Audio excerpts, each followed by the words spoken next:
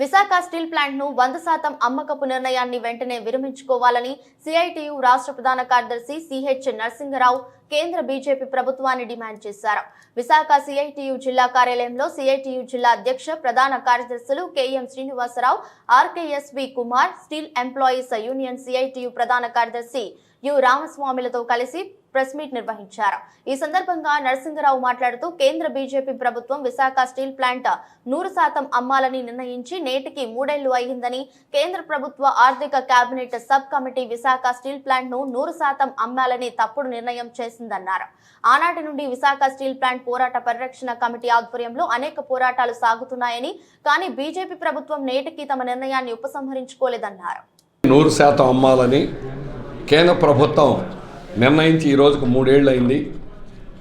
2021 జనవరి 27వ తేదీన ఈ నిర్ణయం చేశారు. 3 ఏళ్ల క్రితం చేసినటువంటి బీజేపీ ప్రభుత్వం యొక్క ఈ తప్పుడు నిర్ణయం వల్ల ఆంధ్రప్రదేశ్ ప్రజానీకానికి, ఆంధ్రప్రదేశ్ ప్రజలకి తీరని ద్రోహం జరిగింది, తీరినటువంటి అన్యాయం జరిగింది. ఆంధ్రప్రదేశ్లో ఒక్క భారీ పరిశ్రమను కూడా కేంద్ర ప్రభుత్వం పెట్టడం అనేది జరగలేదు. కానీ ఉన్న ఏకైక భారీ పరిశ్రమ మాత్రం ప్రైవేట్కి అమ్మాలని విదేశీ పోస్కో కంపెనీకి కట్టబెట్టడానికి కుట్ర చేశారు. కానీ కార్మికులు, ఆఫీసర్లు, కాంట్రాక్ట్ కార్మికులు అందరూ ఐకమత్యంగా పోట్లాడబట్టి ఆ ప్రైవేటీకరణని నిలుపు చేయడం, ఆపు చేయడం అనేటువంటి జరిగింది. వాళ్ళు చేయలేకపోయారు. స్ట్రాటజిక్ సేల్ అనేటువంటి జరగలేదు. దానికి 3 దశలు ఉంటాయి. విలువ కట్టాలి ముందు. విలువ కట్టడాన్నే వ్యతిరేకించడం వల్ల, పోట్లాడడం వల్ల ఆగిపోయింది. తర్వాత ఆసక్తికరమైన వారు తెలియజేయాలని నోటిఫికేషన్ ఇవ్వాలి, 2 నెలలు తర్వాత బిడ్డింగ్కి వెళ్ళాలి. మొదటి దశలోనే ప్రైవేటీకరణ అనేటువంటి స్టీల్ ప్లాంట్ ఆగిపోయింది.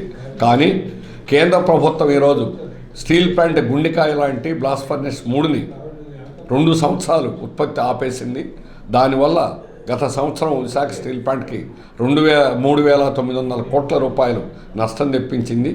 ఈ నష్టాలకు బాధ్యత కేంద్ర ప్రభుత్వం. అసలు విశాఖ స్టీల్ ప్లాంట్ సమస్యకు మూల కారణం సొంత గనులు లేకపోవడం. ఆ సొంత గనులు మనకు వైజాగ్ స్టీల్ ప్లాంట్కి మాత్రం ఇవ్వడం లేదు. దక్షిణ కొరియా పోస్కో కంపెనీకి మాత్రం ఒరిస్సాలో 10 మిలియన్ టన్నుల గన్నుని వాళ్ళకి అప్పచెప్పడం అనేటువంటి జరిగింది. ఆ విధంగా కేంద్ర ప్రభుత్వం యొక్క ద్రోహం ఆంధ్ర ప్రజానీకానికి తీవ్రం. అలాగే రాష్ట్ర ప్రభుత్వం కూడా అసెంబ్లీలో తీర్మానం చేసి చేతులు దులుపుకుంది. ఈ కేంద్ర ప్రభుత్వానికి వ్యతిరేకంగా పోట్లాడలేదు. నగర్నార్ ఛత్తీస్గఢ్లో అక్కడ ఎన్నికల ముందు పోట్లాడడం వల్ల కేంద్ర ప్రభుత్వం బిడ్డింగ్ కూడా అయినటువంటి నగర్నార్ ప్రైవేటీకరణని ఆపేయాల్సిన పరిస్థితి వచ్చింది. కానీ ఆంధ్ర రాష్ట్రంలో ఇంతవరకు చేయలేదు. అందుకని ఆంధ్ర రాష్ట్రంలో బీజేపీ ప్రభుత్వం ఇప్పటికైనా 100% అమ్మాలనే నిర్ణయాన్ని వెనక్కి తీసుకోండి, లేకపోతే మీరు తగిన మూల్యం చెల్లించాల్సి వస్తుందని బీజేపీ ప్రభుత్వాన్ని హెచ్చరిస్తున్నాం.